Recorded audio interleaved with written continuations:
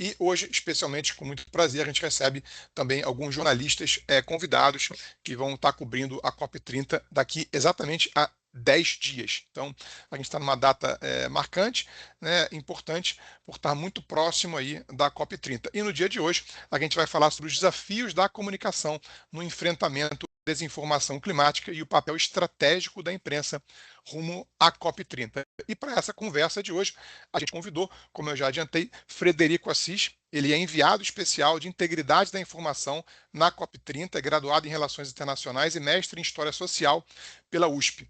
Frederico tem experiência em inteligência política para a sustentabilidade, comunicação estratégica e gestão de crise. Ele atuou junto à assessoria especial da Presidência da República, onde liderou ações no combate à desinformação e às fake news. Foi também assessor do hoje ministro Fernando Haddad e hoje é atualmente presidente do Conselho da EBC, a Empresa Brasil de Comunicação.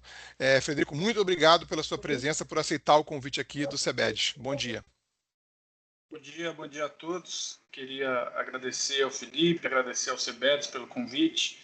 É um prazer estar com vocês. Espero que a gente possa fazer uma discussão rica, produtiva, e eu acho que o espírito do nosso trabalho, que eu vou falar com mais calma mais para frente, tem exatamente a ver com isso, ou seja, engajar stakeholders como vocês para essa agenda da integridade da informação.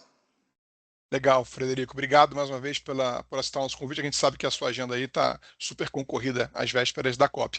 E a nossa segunda convidada, Viviane Romero, diretora de Clima e Energia do CEBED, formada em Direito pela PUC Goiás. Ela é mestre em sustentabilidade pela Unicamp e doutora também em sustentabilidade pela USP e pela Universidade de Maryland. Viviane é especialista em sustentabilidade e mudança de clima, com mais de 15 anos aí, experiência em participação em mais de 15 COPs em todo o mundo. Vivi, muito obrigado pela sua presença aqui hoje, você com a gente. Eu que agradeço a todos e todas.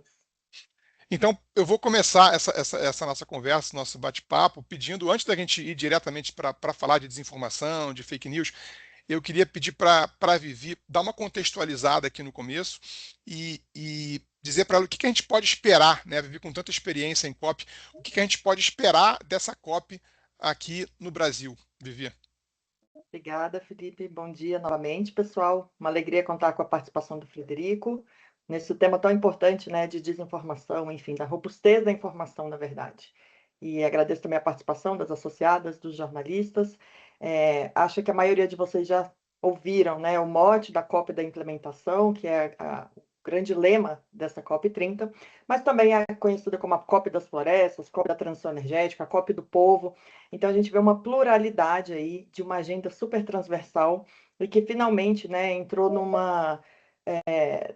em todo o ciclo, né? Antigamente era uma agenda ainda muito distante, percebida publicamente como uma agenda muito distante da realidade, e agora a gente chega, né, com essa pluralidade e uma atuação muito robusta nessa celebração de 10 anos do Acordo de Paris, em que as negociações vêm, né, como indutoras na construção de consensos e criação de documentos legalmente vinculantes, e agora a gente entra de fato na fase da implementação com a agenda de ação que a gente vai falar daqui a pouco. Acho que é importante também trazer um contexto de desafios, né, de como a gente chega na COP30 com um tabuleiro do cenário geopolítico conturbado ao longo do ano, né, conflitos militares, tarifários, a crise de compromissos ISDs, a crise do multilateralismo, mas a gente vê um momento muito forte, né, dessa convocatória política, e que bom que a gente tem na presidência da COP30, né, o embaixador André Corrêa do Lago, que tem um histórico incrível e uma super liderança na diplomacia, e também com a diretora executiva Ana Toni. Então a gente chega muito com uma robustez aí de inovações, inclusive, com o mutirão global, com essa perspectiva, né, de uma governança multinível, participação dos diferentes atores, a diversificação dessas iniciativas de mobilização e também algumas inovações como círculos de lideranças, né? Os círculos dos Ministérios da Fazenda, dos povos indígenas, das presidências da COP, que é uma abordagem muito interessante também de trazer aí as últimas 10 presidências da COP mais fortemente, né, desde o Acordo de Paris, o balanço ético também, e a figura, além da presidência da diretoria executiva, o High Level Champion, que também vem desde o Acordo de Paris para fortalecer essa articulação, né, para que não fique tanto uma discussão técnica de negociação, mas que traga a agenda dos diferentes atores. E, por fim, né, a figura dos enviados especiais, temos aí 29 enviados, nos quais temos a alegria de contar com a Marina Gross, presidente do SEBEDES, como enviada do setor empresarial. Então, a gente chega na COP com essa pluralidade também, os 5 pilares do regime da Convenção Quadro das Nações Unidas sobre Mudança do Clima, né, a UNFCCC, muito robustecido. Então, mitigação, adaptação, financiamento, tecnologia e capacitação, né, capacity building.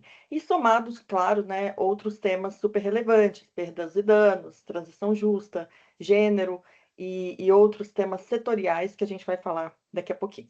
Para um pouquinho aqui para a gente avançar. Não, tá ótimo, Vivi. Uma boa contextualização aí para todo mundo que está nos assistindo.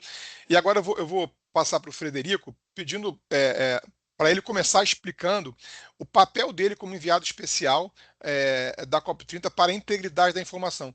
Até porque, Frederico, é uma função inédita, né?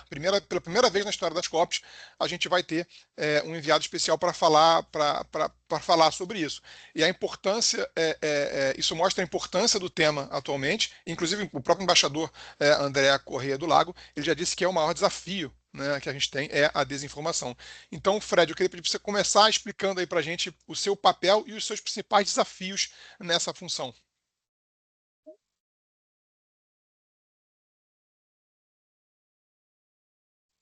Fred? Eu acho que ele caiu, estava no lobby. Ih, Oi. Luca, voltou? Estão me ouvindo?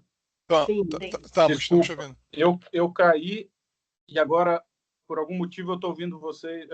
Parei de ouvir vocês no fone, estou ouvindo um pouquinho baixo, mas acho que dá para a gente seguir. Você chegou a ouvir a pergunta, Frederico? Chegou a ouvir? Não, se você puder repetir, eu entrei faz 5 segundos. Não, tranquilo. Então, eu perguntei para você qual era a sua, para você explicar para a gente um pouco qual é a sua função, né, nessa função inédita, né, de enviado especial para a integridade da informação, e que o próprio embaixador André Corrêa do Lago já registrou que o grande desafio esse ano é esse tema desinformação, o que dá a medida da responsabilidade, né, da sua função nessa COP. Perfeito. Bom, a posição dos enviados especiais como um todo, não só a minha, como você bem colocou, é uma inovação da presidência brasileira. Eu espero que siga como legado aí para as outras COPs, inclusive que na prática o nosso papel, somos 30 enviados, né? 29, na verdade, enviados, tanto temáticos quanto regionais. O nosso papel é multiplicar os esforços da presidência da COP, engajando setores-chave, né?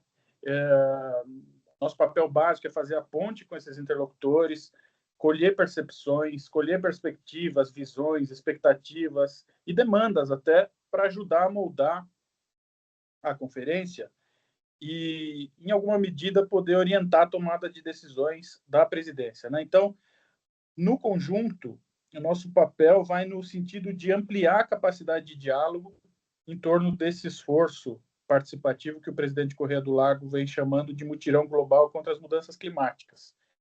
Então, ele formou um time aí de alto nível, a nossa querida Marina Grossi, a Janja, o Marcelo Bear, Marcelo Brito, Roberto Rodrigues, que foi ministro da Agricultura, entre outros aí, né? Inclusive estrangeiros. O meu papel, especificamente, tem primeiro uma função básica aí, que é de estabelecer um fluxo de informações com o setor, né? Então, quem está na ponta ali do combate à desinformação, especialistas, ativistas, sociedade civil organizada, mas, de outro lado, engajar esses atores diversos para manter esse tema vivo no debate público. Então, eu tenho falado com lideranças políticas, gente que já passou por governos, movimentos sociais, sociedade civil, mas também grupos de comunicação, as próprias Big Techs, acho que a gente pode falar um pouquinho mais de calma sobre elas depois, gente da cultura, influenciadores, formadores de opinião, gente, inclusive, que pode furar a bolha, né, que fala com pessoas que não necessariamente são iniciadas na questão climática, mas que querem entender, querem saber o que podem fazer. Então, é um pouco nesse espírito, assim, né, de bater o bumbo em prol dessa agenda. A integridade, é interessante você ter mencionado que o Edu Lacks falou algumas vezes já que a desinformação é o principal pesadelo, que tudo pode ir por água abaixo se a gente não trabalhar esse tema. Isso, obviamente, joga peso aqui no que a gente vem fazendo. E o presidente Lula também vem dizendo que essa é a cópia da verdade. Ele está dizendo isso no sentido mais amplo, ele não está pensando estritamente em integridade da informação, mas também dialoga com isso. O que eu acho que o presidente estava falando chegou a hora da gente, não tem mais como adiar compromissos, então essa é a hora da verdade, ao mesmo tempo que ele está falando, não dá para ser negacionista mais. Ou a gente leva a sério, ou todo esse esforço de 30 edições, né, vai ser mais uma vez desperdiçado, vai perder potência, então nós temos que levar a sério essa dimensão. Assim, é interessante que o Brasil é protagonista na agenda climática, historicamente, e o Brasil também é protagonista na agenda da integridade da informação. Também depois posso explorar com um pouco mais de calma, mas no ano passado, no G20, o governo brasileiro lançou junto com a ONU uma iniciativa global pela integridade da informação sobre clima. Então, também eu tabelo muito com o pessoal do governo ali na SECOM, que pilota essa área. Mas é isso, o meu papel como enviado é basicamente mobilizar atores em prol dessa agenda. E Frederico, quais são as narrativas, se você puder dar alguns exemplos para a gente, de desinformação que tem mais ganhado força aí às vésperas da COP, na cobertura da mídia, da imprensa em geral, sobre clima, né, e transição energética? Você pode falar um pouco para a gente sobre essas narrativas que você tem presenciado? Olha só, Felipe, tem de tudo. Porque, assim, de um lado, tem o velho negacionismo científico, ou seja, o discurso de que não existe mudanças climáticas, que não existe aquecimento global, de que não existe crise climática, que tudo isso é uma invenção, ou que sempre foi assim, enfim, mas é um discurso que nega o consenso científico. Isso vem perdendo força de um tempo para cá. Primeiro que as pessoas perceberam que tem alguma coisa acontecendo, né? A crise chegou na porta da casa de todo mundo, né? Então não é mais uma ameaça à humanidade em abstrato, né? É uma coisa que tem efeito na vida real das pessoas, e esses discursos se adaptaram, né? Hoje as narrativas são mais sofisticadas. Você tem alguns tipos, por exemplo, que adquirem formas diversas, por exemplo, de ceticismo. Então, assim, você semeia a dúvida, fala, ok, existem o problema existe, mas talvez os efeitos não sejam tão graves, então tenta minimizar os efeitos para atrasar soluções. Tem uma outra postura que é de obstrucionismo, aí assim realmente para criar obstáculos narrativos, mais uma vez no sentido de atrasar medidas. Aliás, é interessante que essas novas formas quase todas têm a ver com atrasar soluções, né? Obstaculizar soluções. Tem um outro tipo de discurso, que é um discurso fatalista, que admite que o negócio está rolando, mas diz não tem mais nada que a gente possa fazer. Né? Verdade. E tem ainda outro que é um discurso diversionista, que é falar assim, beleza, mas não é culpa minha, é culpa de outro. Então, assim, é tentar transferir a responsabilidade, e, obviamente, ao transferir a responsabilidade, você atrasa medidas. Tem muita fake news propriamente dita, ou seja, mentira flagrante a respeito das mudanças climáticas ou da COP. Aliás, tem muita mentira sobre a COP, porque é ali onde a decisão multilateral é tomada. Então, você tenta descredibilizar aquele espaço.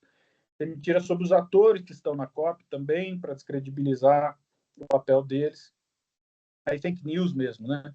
Obviamente, no caso específico de Belém, tem muita coisa rolando sobre Belém, a partir do problema real da logística, da infraestrutura, se cria uma série de mentiras. Aliás, é importante dizer, pegando esse gancho, que tem muito conteúdo desinformativo, mas tem muito também o que a gente chama em inglês de misinformation, que são falsas verdades. Então, assim, tem um problema em Belém? Tenho, pelo menos tinha, né? Tinha. Então, a partir disso, se criam narrativas que são mais cheias de nuance para você, com falsas verdades, semear confusão. E, por último, esses conteúdos têm inundado as redes e crescido de mês a mês. E esse é um perigo, né? Esse é o perigo. Isso é quase natural, na verdade, né? Conforme o assunto aquece, mais ele vira alvo de desinformação. E a tendência é que agora, em novembro, fique maior ainda. É verdade. E a cobertura da própria mídia, né, da própria imprensa vai aumentando, né, Frederico? Então, Exatamente, vai dando mais pano para manga, né? Eu vou exatamente. chamar a Vivi para conversa de novo agora, porque a Copa é um evento gigantesco, né, Vi? Várias coisas acontecendo ao mesmo tempo, Blue Zone, Green Zone, e a gente sabe que é um grande desafio para os profissionais de imprensa, né, de comunicação e das agências que vão tá ali trabalhando. E as prioridades da Copa, a gente sabe que tem a agenda de negociação, né, tem a agenda de ação, né, e a gente tem ainda as prioridades do governo brasileiro que está, né, sediando essa COP. A gente sabe que cada uma delas tem medidas aí e respostas específicas e todas são sinérgicas ali, né, entre elas. Mas especialmente em relação à agenda de ação, Vivi, quais são os principais temas, assim, os temas mais quentes, até para ajudar os nossos colegas jornalistas que estão aqui com a gente e das agências de comunicação, o que você poderia falar dos temas mais quentes aqui da agenda de ação para que os profissionais de imprensa possam acompanhar, que a gente sabe que não vai ser possível acompanhar tudo, né? Então, quais são as dicas aí que você poderia dar para eles? Ótimo. Bom, eu vou sair muito rapidamente do script, Felipe, mas eu acho que o Frederico trouxe um ponto tão importante que eu queria reforçar também, que na ciência climática a gente tem um tripé de medidas, né, possíveis para avançar com a agenda, que é a mitigação, a mais óbvia, né, de reduzir as emissões, a segunda que é a adaptação, mas a terceira que é inação.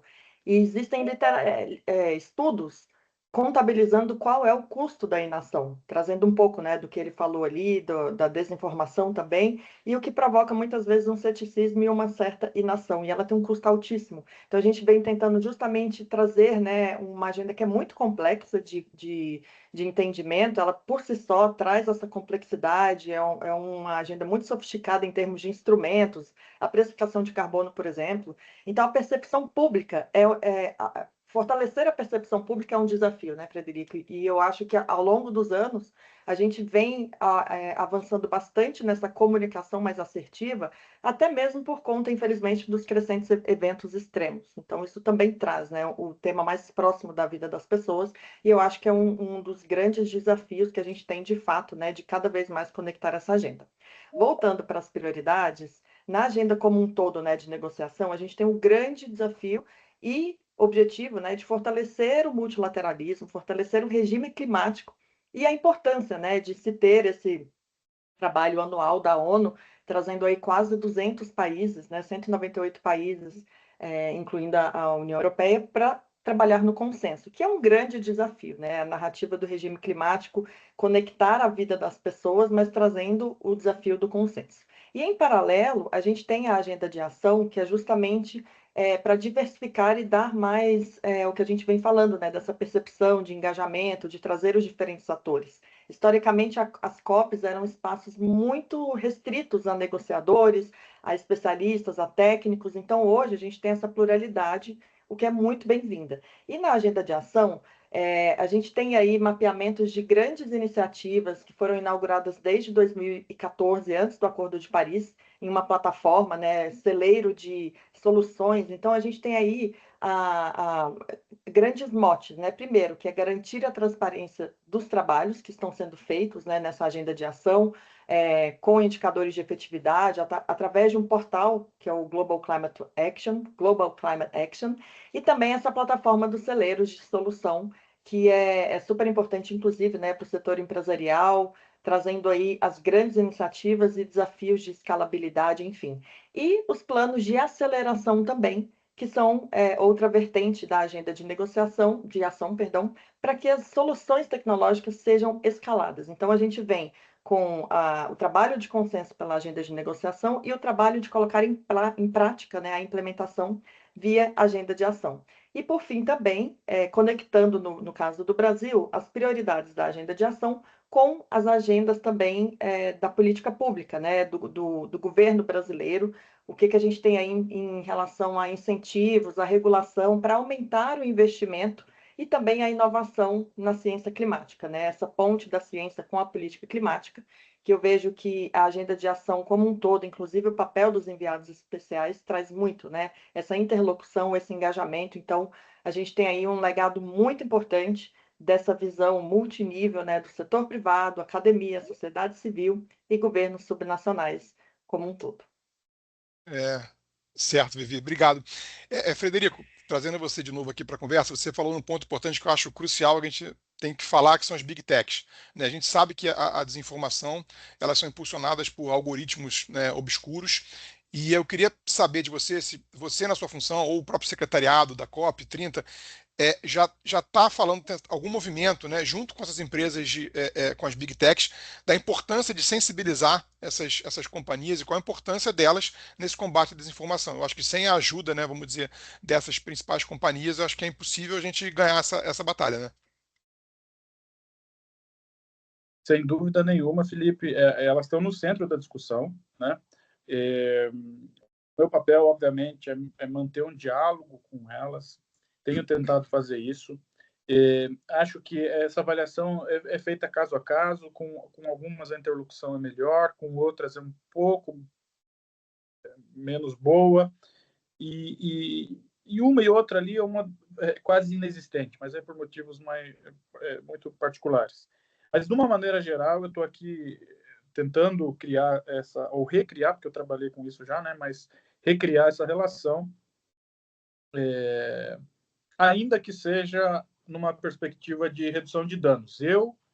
Eu não acredito que vai acontecer nada, nenhum avanço muito significativo, se não tiver mudança estrutural nessa área, que passa por regulação inteligente, que preserve o direito fundamental de liberdade de expressão, mas que, ao mesmo tempo, responsabilize essas plataformas, né? Porque os efeitos são concretos na vida social, e do mesmo jeito que existem regras na vida real, tem que haver regras no mundo digital. Então, essa é a minha visão. Eu acho que, enquanto não tiver mudanças nesse sentido, a gente vai estar aqui enxugando gelo. Mas, enquanto é assim, eu estou aqui disposto a estabelecer uma relação que seja a melhor possível, né? Aliás, um brevíssimo parêntese, sei que isso também é um assunto que gera discussão, mas eu acho que as Big Techs, assim como as empresas de petróleo, têm que estar na mesa na COP, né? É melhor estar na mesa do que estar fora. O que a gente não pode é se deixar instrumentalizar, né? A gente tem uma agenda que não necessariamente é a agenda de outros atores. A gente não pode se deixar instrumentalizar. Quando eu digo a gente, é quem está comprometido com a agenda climática. Mas é bom sempre estar à mesa conversando, porque tudo se resolve com diálogo. Mas também se resolve com coragem. Então, se a gente não tiver coragem, não vai ter avanço a partir de mudança estrutural. Bom, isso dito, a gente tem tentado criar uma relação institucional que propicie, inclusive, para o ano que vem, lembrando que o nosso mandato começa em Belém, né? Então, pensando em ações de implementação no ano que vem, a gente tem tentado, e aí não conseguiria antecipar, porque as conversas têm acontecido, mas tem tentado uma aproximação que gere aí informações confiáveis a partir das próprias plataformas, com a presidência da COP. Então, enfim, isso tudo está rolando, espero que aconteça no futuro próximo. Os problemas são gravíssimos, né? Hoje em dia, com mais recurso tecnológico, isso aqui eu não estou falando nem em relação ao modelo de negócios ali, que é a questão central, né? Mas quanto mais recurso tecnológico existe, como a gente está vendo com a inteligência artificial, mais fica difícil, para não dizer praticamente impossível, distinguir o que é verdade e o que é mentira. Então, o que já era difícil, né, no cenário anterior, se tornou agora um desafio ainda maior. Acho que tem avanços, tá? Eu acho que tem avanços em relação a essa questão também. Muitas das plataformas retiram conteúdo quando acham que é o caso. Muitas plataformas colocam um selo ali mostrando que aquilo ali foi descontextualizado, que aquilo ali é um vídeo de inteligência artificial. Mas isso tudo ainda eu acho que é residual, né? Acho que a gente tem que pensar uma coisa mais estrutural daqui para frente. Legal, Frederico. Vivi, você tem dado muita entrevista aí para a imprensa também, né, sobre a COP, sobre a sua experiência toda. Como é que você acha que a gente pode reforçar, né, qual é o nosso papel aqui para reforçar do nosso lado aqui? O CEBET tem grandes especialistas em vários temas, né, e você é uma delas. Como é que a gente pode reforçar essa comunicação clara e assertiva dos avanços climáticos reais, né, para que a percepção pública, né, da sociedade seja mais clara possível, né? Como é que a gente pode ajudar nesse sentido para os nossos coleguinhas aqui, os jornalistas que estão nos ouvindo? Ótimo. Bom, em primeiro, eu acho que esse reconhecimento, até como eu tinha falado do histórico das COPs, que até anos atrás era muito técnico e um público mais específico, restrito, né, à agenda de negociação, e que por muitos anos se manteve um distanciamento em relação ao olhar, né, da ponta, assim, como que aquela agenda impacta diretamente na vida das pessoas. Não que não tenha, pelo contrário, né, tem toda a relação, mas eu acho que a comunicação ao longo dos anos ela foi sendo robustecida justamente para trazer as pessoas no foco da discussão e não parecer que é um tema tão distante, até porque o desafio da mudança do clima muitas vezes é tido como invisível, né? Invisibilizado em algumas situações. E como eu falei, isso vem mudando bastante, infelizmente, pelos eventos extremos, e a ciência antecipando, né, algumas dessas consequências até antes do que a gente imaginava. Então, eu acho que esse reconhecimento também reforça uma narrativa da comunicação muito clara e assertiva, conectando ao máximo os desafios, né, as oportunidades e as implicações dessa agenda para a vida real, no dia a dia.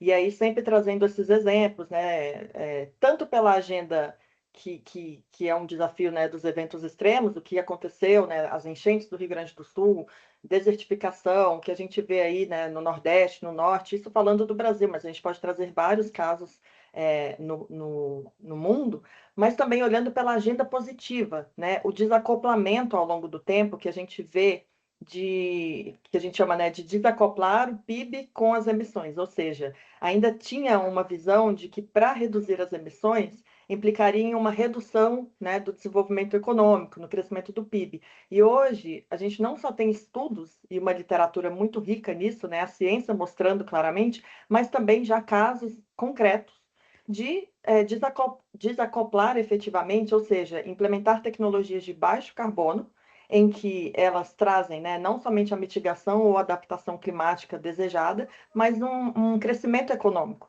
Na área de agropecuária mesmo, né, no setor de agropecuária, a gente tem vários casos justamente mostrando que a intensificação da agropecuária de baixo carbono, ela traz uma modernização, aumenta a disponibilidade de recursos hídricos, a qualidade da carne, por exemplo, né, com a intensificação lavoura, pecuária e floresta, e, ao mesmo tempo, o aumento da produtividade. Então, essa comunicação de agenda positiva, ela é muito importante. E aí, parte disso, ao longo do tempo, a gente vê uma grande mudança de chave na COP26 em Glasgow, em que teve, desde então, um fortalecimento do papel dos non-party stakeholders, né, que são os atores para além das partes, né, para além dos países, das partes perante a Convenção do Clima.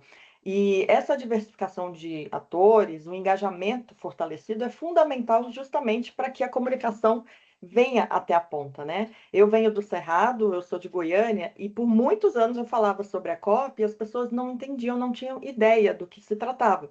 E agora a gente já vê muito diferentemente, me fala um pouco mais, eu li isso daqui e ali. Claro que ainda há, né, uma questão de desinformação, e inclusive, como eu falei, é um tema muito complexo, para além da questão de ceticismo, de desinformação. Mas eu acho que quanto mais a gente conectar com a vida das pessoas, né? E a diretora executiva da COP, a Ana Antônia, ela sempre reforça, né, que cada um tem um papel perante esse desafio, né? Então, para a COP, cada um tem o seu próprio papel, seja como comunicador, seja como um produtor, seja como um cidadão, né, de trazer ali, de pressionar para que avance na agenda, a arquitetura sustentável, a engenharia, né, um outro olhar, inclusive para as novas gerações que estão aí, né, pensando até em vestibular, em graduação. Então,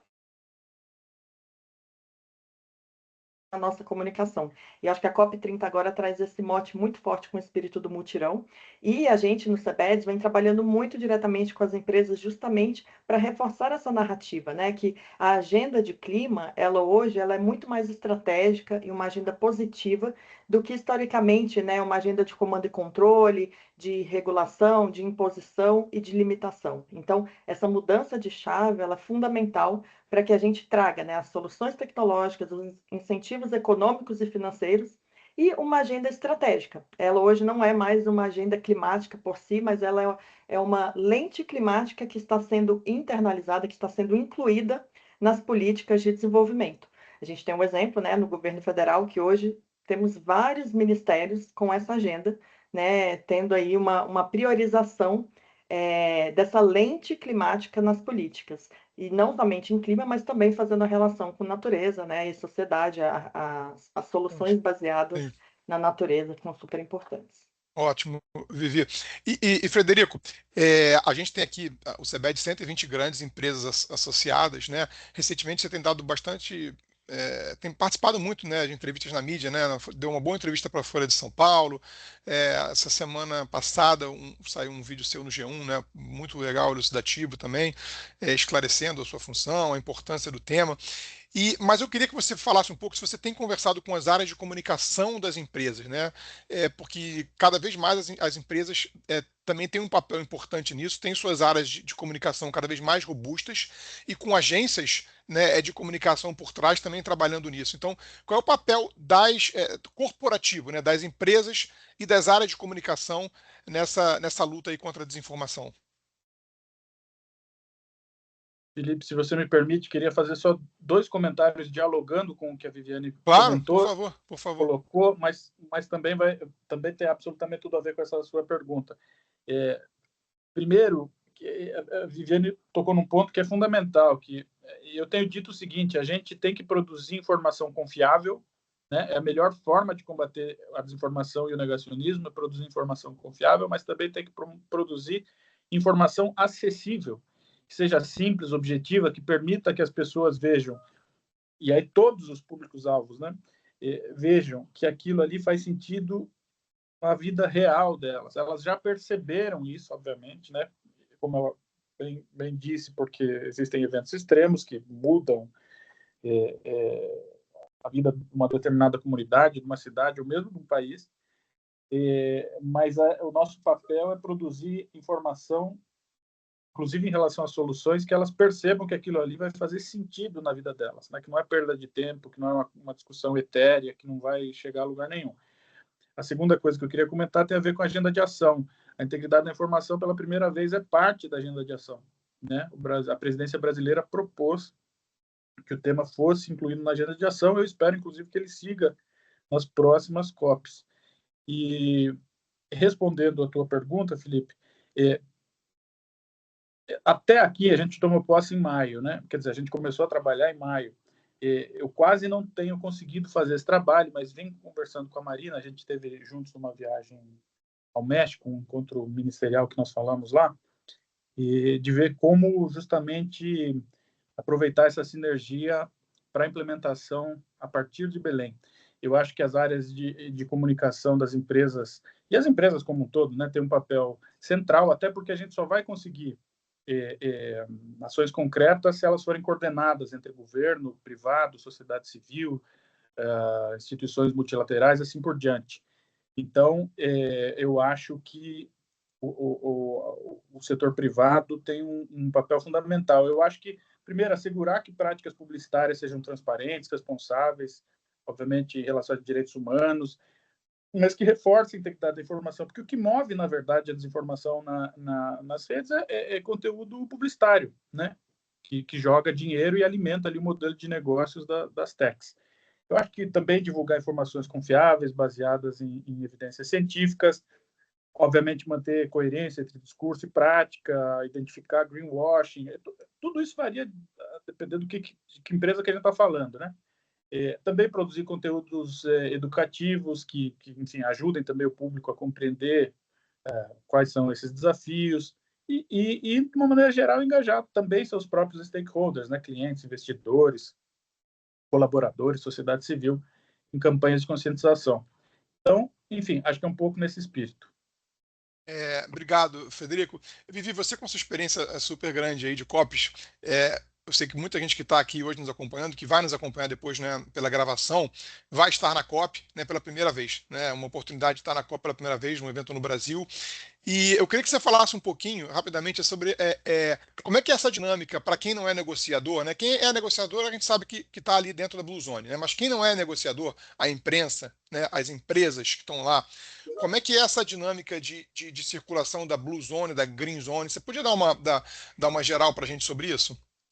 Claro. É, Bom, para quem ainda não conhece, né, a dinâmica, eu diria que prepare, né, os sapatos confortáveis, porque realmente é uma área bem extensa ali, de muita interlocução e de um lado para o outro é muito fácil se perder na agenda. Então, cada um tendo um foco muito específico, traz um pouco mais de fluidez nessa narrativa, porque são muitos eventos ao mesmo tempo, são muitas discussões, side events plenárias, né? Então, a gente tem a Zona Azul, que é administrada pela ONU, né? Então, é um espaço super restrito, com credenciamento específico da UNFCCC, onde ocorrem, né, são realizadas as negociações oficiais, a cúpula de líderes, os pavilhões nacionais, inclusive o pavilhão brasileiro, né, liderado pelo governo federal, e ali, de fato, é onde se define, né, os rumos do futuro das políticas climáticas internacionais, o multilateralismo. Então, a gente tem como formato as plenárias, esses encontros, os side events, os eventos paralelos, escritórios das delegações, salas de reuniões e também da imprensa credenciada para além, né, dos pavilhões. Então, a gente tem os observadores, né, como público, para além das delegações oficiais e chefes de Estado. Os observadores é essa imprensa credenciada que transita ali ao longo dessas 2 semanas, avançando, acompanhando as negociações, e aí a gente tem diferentes escopos e, e órgãos dentro da Conferência da Parte, né, que a COP ela é um órgão responsável por tomar as decisões necessárias, né, no âmbito da UNFCCC. Então, ela tem ali as reuniões das partes perante o Protocolo de Quioto, as reuniões das partes perante o Acordo de Paris, e também assessoramento de órgãos subsidiário de implementação, órgão de aconselhamento científico-tecnológico. Então, são órgãos muito específicos para acompanhar agendas. É um desafio, inclusive uma oportunidade da comunicação assertiva, né, traduzir o que está acontecendo nas discussões desses órgãos para a realidade, né, uma preparação das negociações para que a gente tenha ali, de fato, a tomada de decisão dentro de um consenso. Então, na Zona Azul, esse é o parâmetro mais amplo, né, as constituencies também que representam o setor empresarial, indústria, a juventude, então tem todas essas constituências, como a ONU coloca. E a Zona Verde, ela é ampla e aberta, né? Não é acesso restrito, e ela é administrada pela presidência da COP, né? Pelo país anfitrião. E ali sim é uma vitrine mais aberta ao público para democratizar o diálogo, em complemento ao trabalho diplomático, né, da Zona Azul. Então, acho que cada pessoa, cada organização vai com um objetivo muito específico, né, para facilitar essa tradução da informação, mas também tem muito evento e encontros, oportunidades de última hora, inclusive do governo, da delegação do Brasil com a imprensa. Então, acontece de um agendamento de última hora. A gente vai ter uma reunião com o chefe da delegação do Brasil hoje no fim do dia, focado, né, na imprensa. Então, é restrita à imprensa ou para os observadores. Então, tem muita oportunidade de fortalecer esse diálogo e de trazer ali, né, entrevistas e matérias que reproduzam o que está acontecendo ali de fato na plenária, mas também Entendi. nesses pavilhões. São muitos pavilhões, é uma pluralidade, né, não somente de atores, mas também de abordagens e de visões. Como eu falei, né, quase 200 partes, quase 200 países representando ali essa agenda. Então, a gente tem uma oportunidade. E além da Zona Azul e Zona Verde, tem outros eventos paralelos não oficiais, mas que acontecem, né, na cidade, em hotéis, em lugares específicos, restaurantes, e com lançamentos importantes também de iniciativa que fortalece a agenda de ação, né, que fortalece essa mobilização como um todo. Então, Tá. acho que esse glossário, né? E aí, já fazendo uma rápida propaganda aqui, né, Felipe? Mas a gente tem o glossário das COPs também, no Isso, SEBEDS, uma publicação super válida para quem, né, está começando ou isso. para quem vai pela primeira vez na COP, para ter um pouquinho, né, dessa ambiência e estrutura, como funciona. E quem estiver nos acompanhando aqui, jornalistas que quiserem e não tiverem acesso ainda a esse documento, pode pedir para a gente que a gente disponibiliza aqui de largo acesso para todos. E aí, Vivi, eu vou continuar contigo aqui rapidinho, a gente tá, agora são 11 horas e 44 minutos, a gente tem mais 15 minutos. A André Viale, que é do Valor Econômico, obrigado, André, por estar participando e pela pergunta. Ela faz uma pergunta aqui, eu acho que mais para você, Vivi, que semana passada o Antônio Guterres, né, que é o secretário-geral da ONU, declarou que é inevitável a gente exceder o tão falado, né, 1,5 graus. Ela fala que assumir que isso foi uma postura realista, mas de que forma é possível comunicar a agenda positiva diante da construção de que o objetivo primordial do Acordo de Paris, né, que é 1,5 graus, não está sendo alcançado. Pois é, qual é a pergunta efetivamente? Desculpa. A pergunta é essa, né? Assumir essa inevitabilidade de excedermos esse 1,5 graus, ela fala que foi uma postura realista, mas ela pergunta de que forma é possível comunicar essa agenda positiva diante da constatação de que isso não vai ser alcançado, né? Essa é a pergunta dela. Ótimo. De fato, é um grande desafio mesmo, mas reforça a urgência e a emergência climática. Eu acho que a gente tem que sempre que, ainda que trazendo um dado que não é o que a gente gostaria de anunciar agora, né? Inclusive, ontem foi publicado o relatório de síntese das NDCs de 2025, então daí também vem a fala dele. Esse relatório fornece indícios do progresso real das ações, né?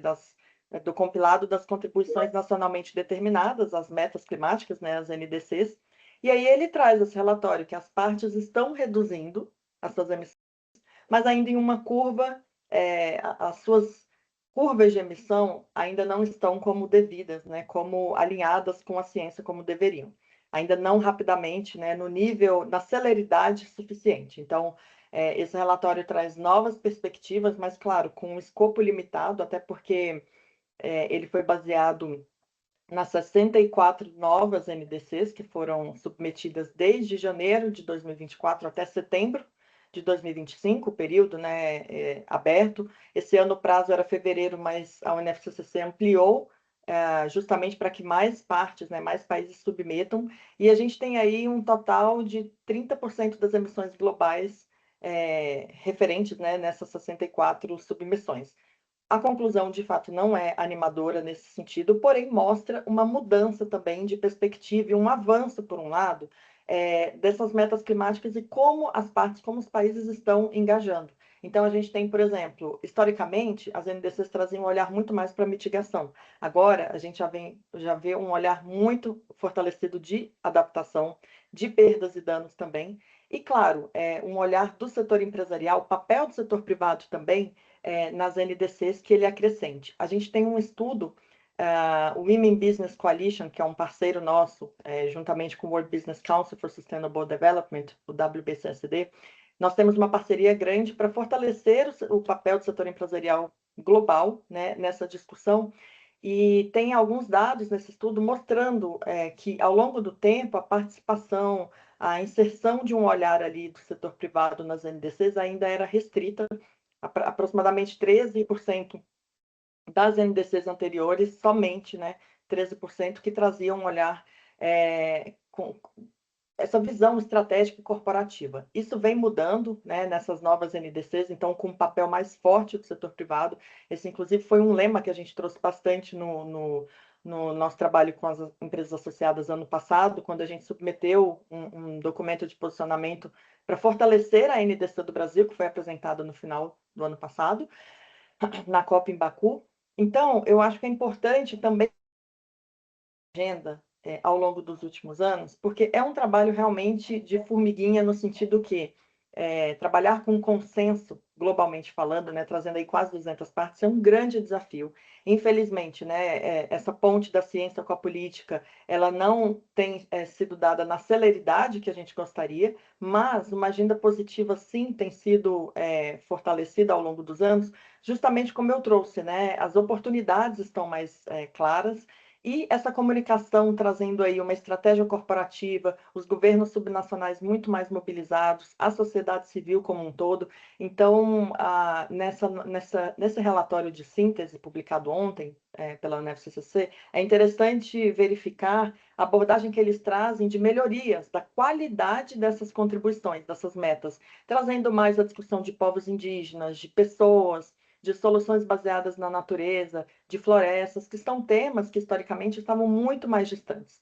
Não é ainda o nível suficiente, mas a gente também olha por essa perspectiva de uma construção social, né? A humanidade tem um desafio grande e são muitas as soluções, porém, ainda numa celeridade que não é o suficiente. Legal. Então, eu acho, André, que trazer esses dados, tanto pelas perspectivas de desafio, como você colocou, né, ainda não é o suficiente. A gente está realmente trabalhando com adaptação e resiliência fortemente, porque a gente já está vivenciando, né, já vem vivenciando esses eventos, além até, né, mais rapidamente até do que a gente esperava pela ciência, mas é importante desse engajamento robusto para que essa agenda seja ao máximo, né, percebida e implementada nos diferentes setores. Assim, a gente tem muita responsabilidade como um todo, e aqui no espaço de comunicação, né, de trazer também esse olhar de cada um tem o seu papel, e claro, né, o olhar do setor empresarial, dos governos, enfim, qual que é o papel de cada um. Mas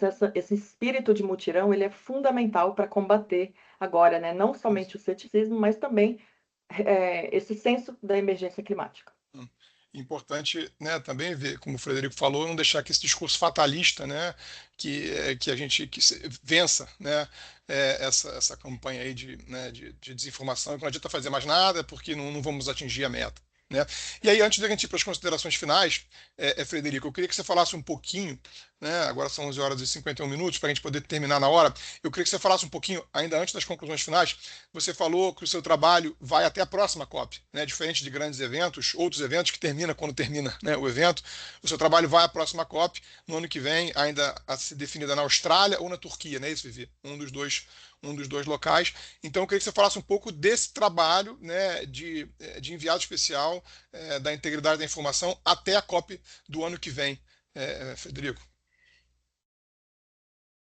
É isso. Assim, o nosso trabalho aqui vai se dar a partir das negociações de Belém, considerando seus 4 pilares, né? Então, a cúpula, a negociação diplomática, a agenda de ação e a mobilização social. Obviamente que na negociação, por exemplo, diplomática, o tema não deve aparecer formalmente, mas de uma maneira ou de outra, tudo informa essa nova fase do nosso trabalho como enviado especial para a integridade da informação. Que for apresentado ali na agenda de ação vai ajudar muito também a balizar o que a gente tem que fazer. Obviamente que o meu papel vai ser sempre, como eu já coloquei, de mobilização, engajamento ou de facilitação, né? O time do Champion, o time da presidência vai pilotar tudo isso, mas a gente apoia nesse sentido. E eu acho que tem um desafio adicional que existe uma tendência a gente sair do holofote, né? Porque, enfim, a cobertura midiática mesmo, né? Está acompanhando Belém, né? O processo de Belém até o evento. Depois do evento, a tendência é que o holofote seja retirado, pelo menos diminuído. Então, a gente acha que como enviado aqui, tem um desafio adicional que é manter essa chama acesa, né? Para poder continuar fazendo as reuniões que tem que fazer, para continuar mobilizando do jeito que a gente tem feito, sempre visando uma articulação entre os mais diversos atores, e aí agora, como eu disse, balizado pelo que Belém vai nos informar. Perfeito, perfeito, Frederico. Vamos agora, eu não sei se alguém que está aqui, né, participando quer fazer uma última pergunta, a oportunidade é essa, se quiser fazer uma pergunta aí, abrir a câmera e fazer. A gente já tem 10 minutinhos aí, mais ou menos. Alguém quer? Alguém se voluntaria? Bom, não? Débora, é isso? Sim, eu tenho uma Oi, Débora. pergunta. Eu acho que num evento como a COP, né, e a gente tem a possibilidade de utilizar as inteligências artificiais para conversão, né, de valores e para também tradução, para, enfim, diminuir fronteiras aí com o público para além da linguagem e das medidas em inglês e português, né? Então, assim, a gente pode produzir conteúdo, seja releases, matérias para o público, por exemplo, da Ásia e de outros países que a gente sabe que nem sempre utilizam tanto o inglês como nós, né? E eu queria saber se tem alguma dica ou se tem algum pensamento de como que a gente faz para garantir, ou pelo menos para reduzir as possibilidades de atravessamento ali de corrosão da integridade dessa informação, né? Como que a gente garante que o que a gente está escrevendo é o que a gente está escrevendo mesmo? Frederico. Obrigado, Débora. Não, pois é, eu acho que esse é o grande drama agora, que é como lidar com inteligência artificial num ambiente informacional que já era suficientemente caótico, né? Quer dizer, eu acho que é um ingrediente que vem de um lado para jogar muita água no moinho dessa confusão toda. De outro lado, eu acho que a própria inteligência artificial, se bem usada, inclusive se pactuada com as empresas que promovem, né, conteúdos de inteligência artificial, a gente pode também ter ganhos, né? Elas podem servir, inclusive, para detectar conteúdos desinformativos. Não queria deixar de mencionar, inclusive, que existe um grupo de ativação específico também na COP, proposto pela presidência da COP, que é sobre inteligência artificial. Eu confesso que não estou acompanhando como gostaria, porque, enfim, tem uma agenda que corre em paralelo aí à agenda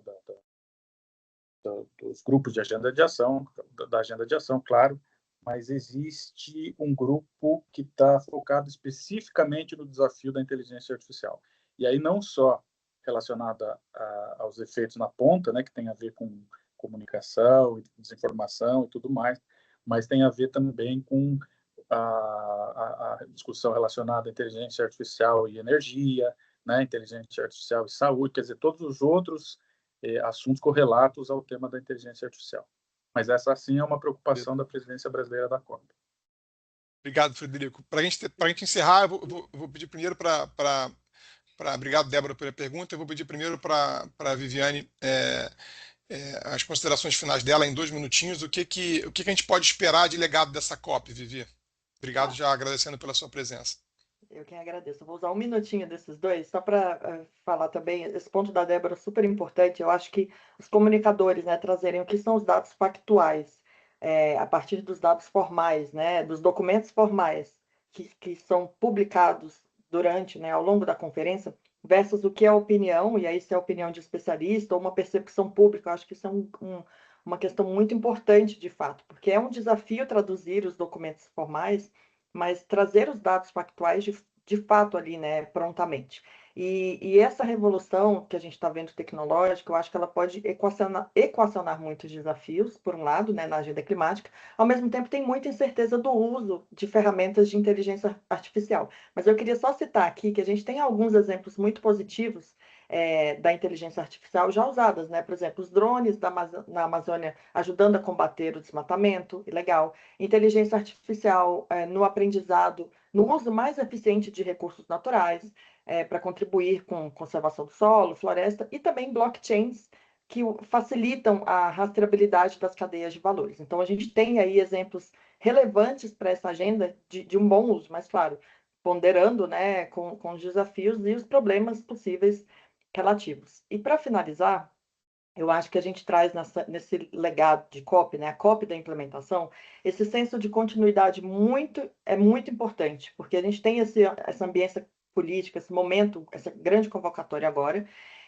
mas o ano que vem segue, né, a agenda de ação, a presidência da COP, né, a nossa liderança pelo Brasil vai até o final do ano que vem. Então, como o Frederico falou, né, a agenda de ação segue fundamental, a própria Anatônia já disse, né, janeiro a gente segue com a agenda de ação.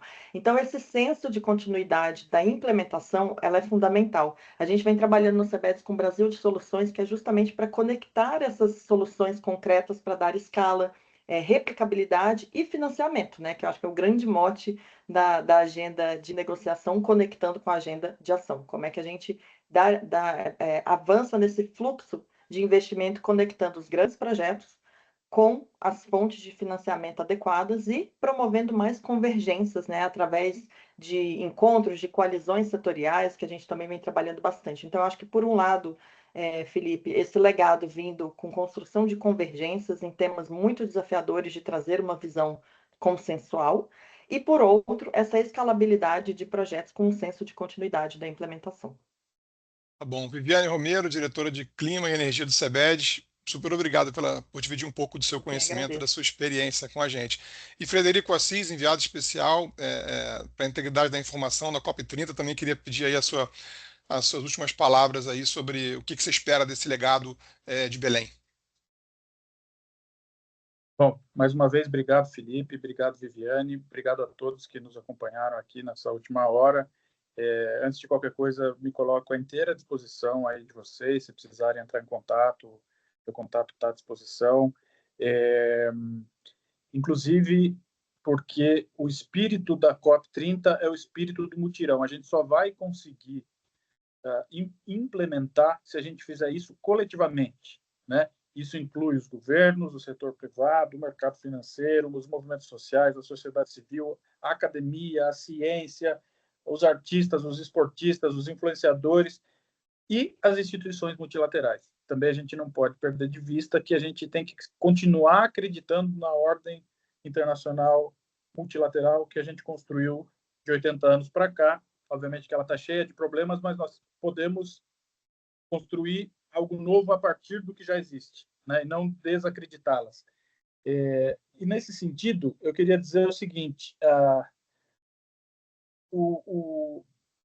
eu venho dizendo o seguinte: a integridade da informação é a base para qualquer construção posterior, porque se a gente não tiver verdade, se a gente não trabalhar a partir dessa matéria-prima que é a verdade, ninguém vai confiar um no outro para poder fazer qualquer outra coisa. Então, se não tiver verdade, não vai ter confiança, e se não tiver confiança, não vai ter ação coletiva.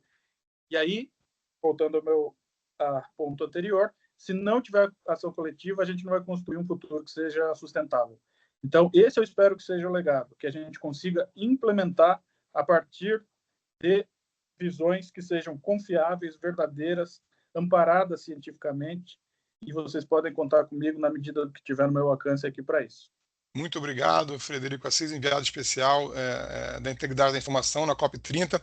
Agora, 12:02. Eu vou pedir para o pessoal que se sentir confortável aí, quiser abrir a câmera, só para a gente fazer uma foto final aí de registro aí do público, que o pessoal que nos prestigiou hoje aqui com a presença. Obrigado a todas as empresas associadas e os jornalistas também que participaram aqui com a gente. Lembrando que a Josilene, da nossa equipe aqui do CEBED, botou aqui um link com o glossário da COP, então quem quiser é só clicar ali e baixar nesse link, e qualquer outra informação, a equipe de comunicação do CEBEDS, aqui representadas por mim, pela Renata, pela Josilene, pela Joyce, pelo Lucas e pela Ariane. A gente está sempre à disposição para atender as áreas de comunicação, as agências das nossas associadas e também os jornalistas que nos prestigiaram muito aqui com a presença aqui hoje. Lembrando que esse evento vai diretamente para o YouTube do CEBED e vai estar gravado. Quem quiser participar e compartilhar, fique super à vontade.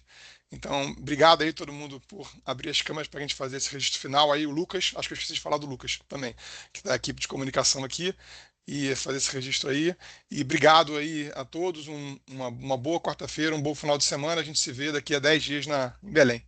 Obrigado e contem com a gente. Obrigada, tchau, Felipe. tchau. Obrigada, Frederico. Valeu, abração. Valeu. Tchau, tchau. Tchau. Obrigada.